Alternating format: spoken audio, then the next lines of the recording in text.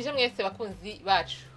Ikaze mwayo makuru ategekanye ikirere cyo kuri uyu wa kane ni kwigenekerezo rya 2023 ndamukiza umwaka wa 2026.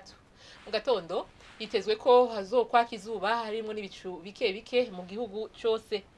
Ahazoba hakanye gusumba ahandi azoba ari mu Kayanza aho ibipimo by'ubushuhe byaho bizaba bigera kuri degrees Celsius 13. Ku muhingamo naho hitezwe ko hazogwa imvura hongera hacemwo n'ibihe vy'izuba mu gihugu cyose. Ahazoba hashushe gusumba ahandi azoba ari mu Cibitoke aho ibipimo by'ubushuhe vyaho bizoba bigera kuri degrees Celsius 29. Ejo mu gatondo hatekanijwe ko izuba rizoseruka igihe cy'isaha 12 zirenga ko umunota umwe rirenge igihe cy'isaha 12 zirenga ko iminota 2 z'umugoroba.